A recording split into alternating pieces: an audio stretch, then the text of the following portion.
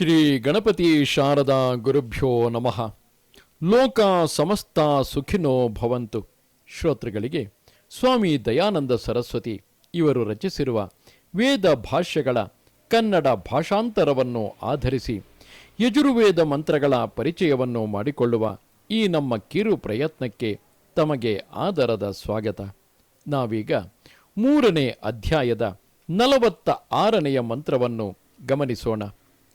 ಮೋಷೂಣಃ ಎಂಬ ಈ ಮಂತ್ರದ ಋಷಿ ಅಗಸ್ತ್ಯ. ಇಂದ್ರ ಮಾರುತರು ದೇವತೆ.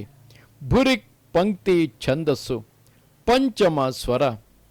ಈಶ್ವರ ಮತ್ತು ಶೂರವೀರರ ಸಹಾಯದಿಂದ ಯುದ್ಧದಲ್ಲಿ ವಿಜಯವು ಉಂಟಾಗುತ್ತದೆ ಎಂಬುದನ್ನು ಈ ಮುಂದಿನ ಮಂತ್ರವು ತಿಳಿಸುತ್ತದೆ. ಮೋಷೂಣ ಇಂದ್ರಾತ್ರ ಪಿತೃದೇವೈರಸ್ತಿಸ್ಮಾತೆ ಸುಸ್ಮಿನ್ನವಯಾಃ ಮಹಶ್ಚಿದ್ಯಸ್ಯ ಮೇಡುಷೋ ಯವ್ಯಾಃ ವಿಶ್ಮತೋ ಮರುತೋ ವಂದತೆ ಗೀಃ.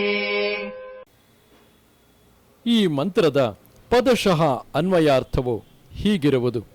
ಮೋ ಇದು ನಿಷೇಧಾರ್ಥದಲ್ಲಿದೆ. ಈಶ್ವರನೇ ನಮ್ಮನ್ನು ಕೊಲ್ಲಬೇಡ ಎಂದು.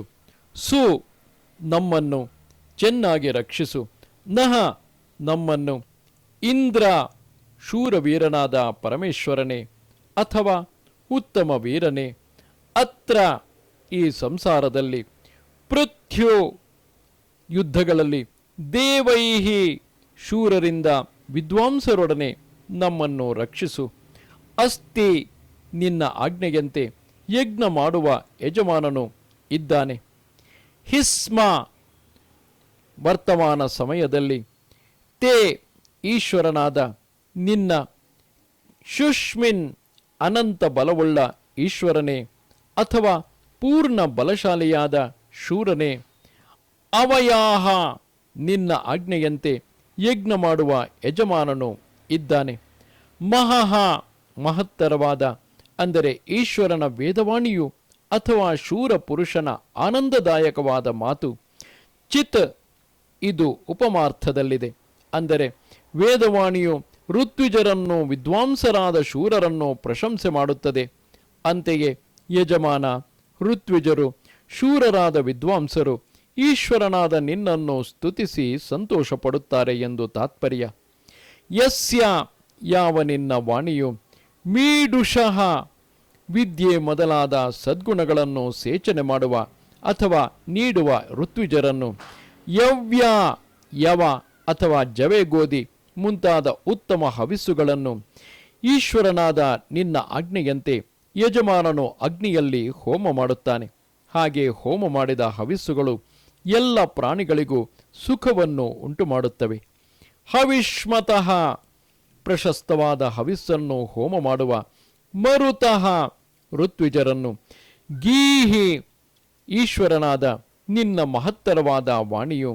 ವಂದತೆ ನಿನ್ನ ವೇದವಾಣಿಯು ಸ್ತುತಿಸುತ್ತದೆ. ಅಂದರೆ ಅವರ ಸದ್ಗುಣಗಳನ್ನು ಪ್ರಕಾಶಪಡಿಸುತ್ತದೆ. ಈ ಮಂತ್ರದ ಭಾವಾರ್ಥವು ಹೀಗಿರುವುದು. ಈಶ್ವರ ಮತ್ತು ಶೂರವೀರರ ಸಹಾಯದಿಂದ ಯುದ್ಧದಲ್ಲಿ ವಿಜಯವು ಪ್ರಾಪ್ತವಾಗುತ್ತದೆ. ಈಶ್ವರನು ಮತ್ತು ಶೂರವೀರ ಜನರು ಕೃಪೆ ಮಾಡಿ ವಿದ್ವಜ್ಜನ ಸಮೇತರಾದ ನಮ್ಮನ್ನು ರಕ್ಷಿಸುತ್ತಾರೆ.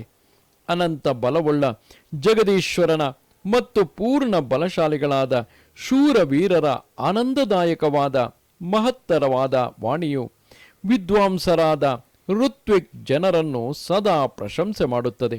ಅಂದರೆ ಅವರ ಸದ್ಗುಣಗಳನ್ನು ಪ್ರಕಾಶಪಡಿಸುತ್ತದೆ. ಯಜಮಾನ ಮತ್ತು ಋತ್ವಿಕ್ ಜನರು ಯಜ್ಞವನ್ನು ಆಚರಿಸಿ ಎಲ್ಲರನ್ನೂ ಸಂತೋಷಪಡಿಸುತ್ತಾರೆ.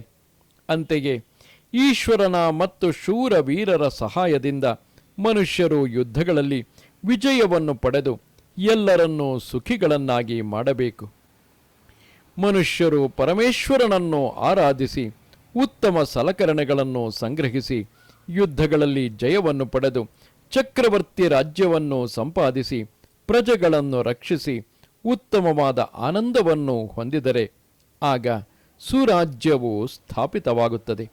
ಈ ರೀತಿಯಾಗಿ ಹೇಗೆ ಶೂರವೀರ ಅಂದರೆ ಪುರುಷ ಪ್ರಯತ್ನದಿಂದಲೂ ಪರಾಕ್ರಮದಿಂದಲೂ ಹಾಗೂ ಈಶ್ವರನ ಕೃಪೆಯಿಂದಲೂ ನಾವು ರಾಜ್ಯವನ್ನು ಹೊಂದಿ ನಮ್ಮದೇ ಆದಂತಹ ಸುಖವನ್ನು ಪಡೆಯುವುದಕ್ಕೆ ಕಾರಣವಾಗುತ್ತದೆ ಎಂಬುದು ಈ ಮಂತ್ರದ ಸದಾಶಯವಾಗಿದೆ. ನಮಸ್ತೆ ಶಾರದೆ ದೇವಿ ಕಾಶ್ಮೀರ ಪುರವಾಸಿನಿ ತ್ವಾಮಹಂ ಪ್ರಾರ್ಥಯೇ ನಿತ್ಯಂ ವಿದ್ಯಾದಾನಂಚ ದೇಹಿಮೆ. ನಮಸ್ಕಾರ.